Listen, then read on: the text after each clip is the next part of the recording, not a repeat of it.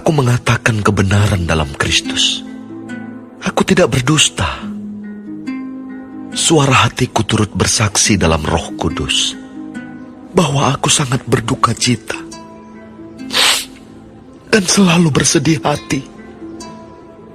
Bahkan, aku mau terkutuk dan terpisah dari Kristus demi saudara-saudaraku, kaum sebangsaku secara jasmani. Sebab mereka adalah orang Israel. Mereka telah diangkat menjadi anak. Dan mereka telah menerima kemuliaan dan perjanjian-perjanjian dan hukum Taurat dan ibadah dan janji-janji.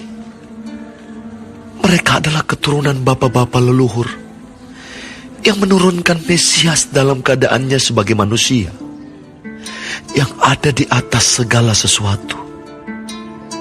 Ia adalah Allah yang harus dipuji sampai selama-lamanya. Amin. Akan tetapi firman Allah tidak mungkin gagal, sebab tidak semua orang yang berasal dari Israel adalah orang Israel, dan juga tidak semua yang terhitung keturunan Abraham adalah anak Abraham. Tetapi yang berasal dari Ishak yang akan disebut keturunanmu.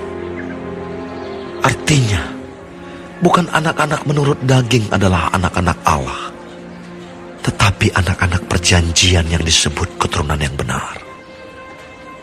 Sebab firman ini mengandung janji. Pada waktu seperti inilah aku akan datang, dan Sarah akan mempunyai seorang anak laki-laki.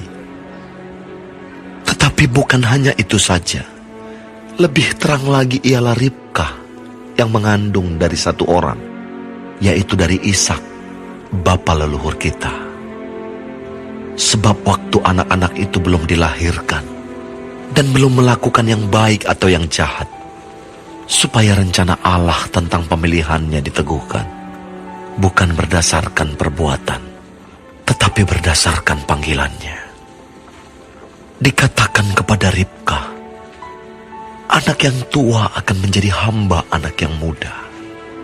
Seperti ada tertulis, aku mengasihi Yakub, tetapi membenci Esau. Jika demikian, apakah yang hendak kita katakan? Apakah Allah tidak adil? Mustahil. Sebab ia berfirman kepada Musa, aku akan menaruh belas kasihan kepada siapa aku mau menaruh belas kasihan, dan aku akan bermurah hati kepada siapa aku mau bermurah hati. Jadi hal itu tidak tergantung pada kehendak orang atau usaha orang, tetapi kepada kemurahan hati Allah. Sebab kitab suci berkata kepada Firaun, itulah sebabnya aku membangkitkan engkau, yaitu supaya aku memperlihatkan kuasaku di dalam engkau, dan supaya namaku dimasyurkan di seluruh bumi. Jadi, ia menaruh belas kasihan kepada siapa yang dikehendakinya, dan ia mendegarkan hati siapa yang dikehendakinya. Sekarang, kamu akan berkata kepadaku, jika demikian, apalagi yang masih disalahkannya? Sebab siapa yang menentang kehendaknya? Siapakah kamu, hai manusia, maka kamu membantah Allah?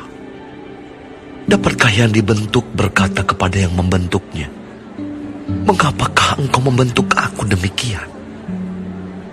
Apakah tukang periuk tidak mempunyai hak atas tanah liatnya untuk membuat dari gumpal yang sama suatu benda untuk dipakai guna tujuan yang mulia, dan suatu benda lain untuk dipakai guna tujuan yang biasa? Jadi, kalau untuk menunjukkan murkanya dan menyatakan kuasanya, Allah menaruh kesabaran yang besar terhadap benda-benda kemurkaannya yang telah disiapkan untuk kebinasaan, justru untuk menyatakan kekayaan kemuliaannya atas benda-benda belas kasihannya yang telah dipersiapkannya untuk kemuliaan, yaitu kita yang telah dipanggilnya, bukan hanya dari antara orang Yahudi, tetapi juga dari antara bangsa-bangsa lain. Seperti yang difirmankannya juga dalam kitab Nabi Hosea, yang bukan umatku akan kusebut umatku, dan yang bukan kekasih, kekasih. Dan di tempat di mana akan dikatakan kepada mereka, kamu ini bukanlah umatku, di sana akan dikatakan kepada mereka, anak-anak Allah yang hidup. Dan Yesaya berseru tentang Israel, sekalipun jumlah anak Israel seperti pasir di laut, namun hanya sisanya akan diselamatkan. Sebab apa yang telah difirmankannya akan dilakukan Tuhan di atas bumi, sempurna dan segera. Dan seperti yang dikatakan Yesaya sebelumnya, seandainya Tuhan semesta alam tidak meninggalkan pada kita keturunan, kita sudah menjadi seperti Sodom dan sama seperti Gomora. Jika demikian, apakah yang hendak kita katakan? Ini, bahwa bangsa-bangsa lain yang tidak mengejar kebenaran telah beroleh kebenaran, yaitu kebenaran karena iman. Tetapi bahwa Israel sungguh pun mengejar hukum yang akan mendatangkan kebenaran, tidaklah sampai kepada hukum itu. Mengapa tidak? Karena Israel mengejarnya bukan karena iman, tetapi karena perbuatan.